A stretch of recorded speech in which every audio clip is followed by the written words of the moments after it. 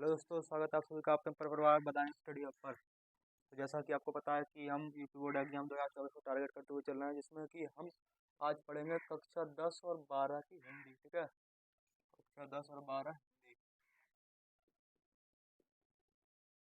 ठीक, तो इसमें आपको जो बहुत ही महत्वपूर्ण प्रश्न आते हैं 10 नंबर में, 10 क्वेश्चन, यानी एक नंबर में एक प्रश्न। ठीक है, तो वही हम करने जा रहे हैं आज की 10 क्वेश्चन करेंगे 10 नंबर में।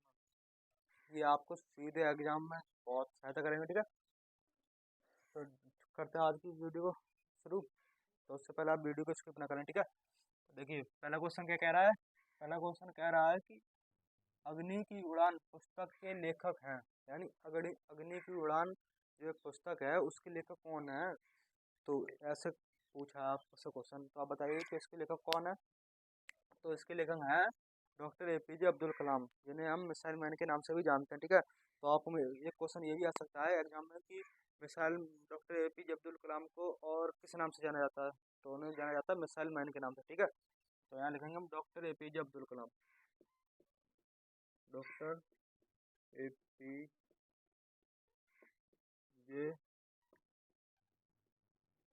अब्दुल कलाम। ठीक है, डॉक्टर एपीजे अब्दुल कलाम। अग्नि की उड़ान इनकी एक पुस्तक है, जिन्होंने मतलब डॉक्टर एपीजे अब्दुल कलाम ने जो लिखी थी। ठीक है, बहुत ही महत्वपूर्ण क्वेश्चन है, प्रीवियस ईयर मतलब पिछले साल जो क्वेश्चन आए हैं आपके एग्जाम में वही क्वेश्चन है ये। ठीक है, तो आप वीडियो को स्किप ना करें। ठीक है, तो अगला क्वेश्चन है बेईमानी की परत किस विधा की रचना है। बेईमानी की जो परत है वो किस विधा की रचना है। ठीक है, तो यहाँ पर ऐसे आ गया।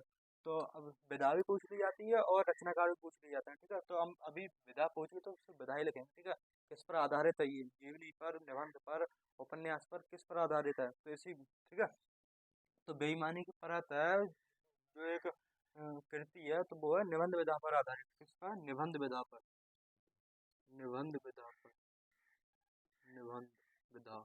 ठीक है, ठीक है, निबंध विधा। अगला क्वेश्चन है आपका जो बहुत ही महत्वपूर्ण मोस्ट इम्पोर्टेंट क्वेश्चन है ये। ठीक है, परीक्षा गुरु के रचनाकार कौन है। परीक्षा गुरु के रचनाकार कौन है और परीक्षा गुरु किस विधा की रचना है। और सर्वप्रथम जो उपन्यास लिखा गया था वो परीक्षा गुरु ही था। ठीक है, तो परीक्षा गुरु है उपन्यास विधा की रचना, और इसके रचनाकार हैं लाला श्री निवास दास। ठीक है, क्या है, लाला श्री निवास दास। तो रचनाकार लिखेंगे, उसके बाद मैं ब्रैकेट में लिख दूंगा उसके विधा। ठीक है, तो परीक्षा गुरु के रचनाकार कौन है, लाला श्री निवास दास। ठीक है, तो लाला लाला श्री निवास दास। ठीक है, और ये है उपन्यास विधा की रचना। उपन्यास, किसकी, उपन्यास, उपन्यास। ठीक है, लाला श्रीनिवास दास की मतलब उपन्यास है परीक्षा गुरु, और परीक्षा गुरु एक उपन्यास विधा है। ठीक है, उपन्यास विधा पर आधारित है ठीक है, उपन्यास है परीक्षा गुरु। सर्वप्रथम उपन्यास परीक्षा गुरु ही है। ठीक है, उसके बाद जो उपन्यास है वो अलग अलग है। सर्वप्रथम जो उपन्यास लिखा गया था वो परीक्षा गुरु ही था। ठीक है, तो अगला क्वेश्चन है आपका गोदान किस विधा की रचना है, यानी गोदान किस विधा की रचना है। अब यहाँ पर आ गया गोदान। गोदान और गोदान किसके मतलब रचनाकार कौन है गोदान के। ठीक है, तो दो तरीके से क्वेश्चन पूछेगा आपसे, गोदान किस विधा की रचना है और गोदान के रचनाकार कौन है। ठीक है, तो दोनों ही लिखाऊंगा आज। ठीक है, तो गोदान किस विधा की रचना है, उपन्यास विधा की रचना है, और इसके रचनाकार कौन है, मुंशी प्रेमचंद। कौन है, मुंशी प्रेमचंद। ये डायरेक्ट एग्जाम में पूछे जाने वाले क्वेश्चन है। ठीक है, तो क्या है, उपन्यास विधा की रचना है, उपन्यास, और इसके जो हैं रचनाकार वो है मुंशी प्रेमचंद, मुंशी प्रेमचंद्र। ठीक है, एक नंबर में क्वेश्चन पूछा जाता है, ये एक नंबर क्वेश्चन है, 10 नंबर को 10 क्वेश्चन है ये। ठीक है, हाई स्कूल में आप 20 क्वेश्चन हो गए हैं और इंटर में जो है वो 10 ही क्वेश्चन आते हैं। ठीक है, तो आप पिछली वाली वीडियो में मैंने करा दिए थे 10 क्वेश्चन, और इसमें 10 क्वेश्चन। ठीक है, तो 20 क्वेश्चन हो गए, उससे पहले मैंने क्लासें डाल दी क्वेश्चन। ठीक है, तो ओवरऑल आपके 50-60 क्वेश्चन मैंने करा दिए हैं, तो वो मोस्ट इम्पोर्टेंट है, आप सारी क्वेश्चन करके तैयार करके जाइएगा, और वो 100% आपके एग्जाम में देखने को मिलेंगे मेरे क्वेश्चनों में से। ठीक है, तो अगला क्वेश्चन क्या कह रहा है, अगला क्वेश्चन कह रहा है हिंदी गद्य का जनक किसे कहा जाता है। हिंदी गद्य का जनक किसे कहा जाता है, कौन है हिंदी गद्य के जनक। जिन्होंने मतलब जो बहुत ही ज्यादा प्रसिद्ध रहे, जिन्होंने हिंदी गद्य की मतलब रचना की, उनका उसका सूर्योदय काल किया हिंदी गद्य का मतलब। तो भाई तो कौन है भारतेंदु हरिश्चंद्र। कौन है भारतेंदु हरिश्चंद्र। भारतेंदु हरिश्चंद्र, ठीक है, भारतेंदु हरिश्चंद्र, ठीक है, हो गया एक नंबर पक्का। अब अगला क्वेश्चन कह रहा है केशव दास किस काव्य धारा के कवि हैं। तो कौन है केशव दास, किस काव्य धारा के कवि हैं, रीतिबद्ध काव्य धारा के। क्योंकि दो तरीकों से यहाँ भी क्वेश्चन पूछेगा आपसे, केशव दास किस काव्य धारा के कवि हैं, ठीक है।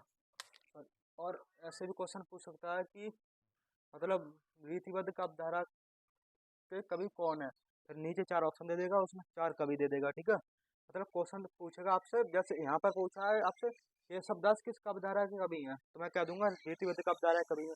और फिर अगला क्वेश्चन कैसे पूछेगा, मतलब जो दूसरा टाइप होगा वो ऐसे पूछेगा कि रीतिबद्ध काव्य धारा के कवि, रीतिबद्ध काव्य धारा का कवि कौन है, फिर उसके नीचे दे देगा आपको चार ऑप्शन, फिर उसमें से एक सही होगा, ठीक है। तो ऐसे तो अगर केशव दास वहां पर आ जाए तो केशव दास ही होंगे, ठीक है।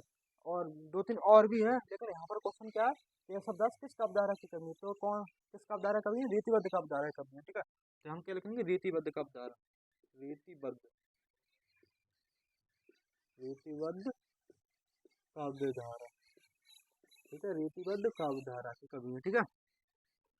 अब अगला क्वेश्चन है, ये महत्वपूर्ण है, इम्पोर्टेंट, ठीक है। प्रिय प्रवास महाकाव्य के रचनाकार कौन है। प्रिय प्रवास जो महाकाव्य है उसके रचनाकार कौन है, कौन है, तो वो है अयोध्या सिंह उपाध्याय हरिऔध। पूरा नाम इनका है अयोध्या सिंह उपाध्याय हरिऔध, ठीक है।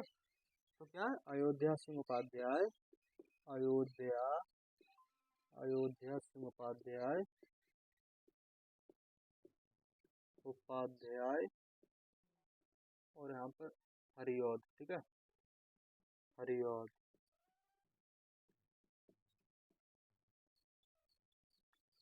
ठीक है, अयोध्या सिंह उपाध्याय हरिऔध, ठीक है, लिख लेना आप, ठीक है, हो गया। फिर अगला क्वेश्चन है साकेत कृति, यानी एक साकेत रचना है उसके रचनाकार कौन है, यानी साकेत कृति के रचनाकार कौन है, ये पूछा है आपसे। तो साकेत कृति के रचनाकार कौन है बताइए। पंचवटी के रचनाकार कौन है, ये भी क्वेश्चन आप पूछने को आता है। तो साकेत तो देखिए दोस्तों, मैथिली शरण गुप्त, ठीक है। साकेत कृति के रचनाकार कौन है, मैथिली शरण गुप्त, ठीक है। और उसके बाद आएगा आपका कबीर बाणी के डिक्टेटर, यह कथन है, मतलब जो कबीर बाई का डिक्टेटर जिन्होंने कहा वो किसका है, मतलब वो किसने कहा ये ऐसी ये बात, ठीक है। तो वो कही थी आचार्य हजारी प्रसाद द्विवेदी जी ने, किसने की कही थी, आचार्य हजारी प्रसाद द्विवेदी जी ने, ठीक है। यहाँ क्या लिखेंगे हम, आचार्य हजारी प्रसाद द्विवेदी, हजारी प्रसाद द्विवेदी, हजारी प्रसाद द्विवेदी, ठीक है, हजारी प्रसाद द्विवेदी, ठीक है। फिर अगला है प्रयोगवाद की समय सीमा मानी जाती है। प्रयोगवाद की समय सीमा कब से कब तक मानी जाती है भाई मेरे, तो भाई इसमें पूछ रहा था प्रयोगवाद की समय सीमा मानी जाती है 1943 से 1953 तक, ठीक है, 1943 से 1953 तक, ठीक है। क्या है, 1943 से 1953 तक, ठीक है, 1943 से 1953 तक, ओके। आई बात समझ में, आप तक स्क्रीनशॉट ले सकते हैं, ठीक है। वीडियो पसंद आए तो वीडियो लाइक करें, चैनल पर नए चैनल सब्सक्राइब करें और अपने दोस्तों से शेयर करें। हमारे चैनल का नाम है बदायूं स्टडी हब, ठीक है। और यूपी बोर्ड आ गया हूँ टारगेट करते हुए चैनल है, ऐसी और सब्जेक्ट की वीडियोस के लिए आप हमें कमेंट करें। और नमस्कार, धन्यवाद।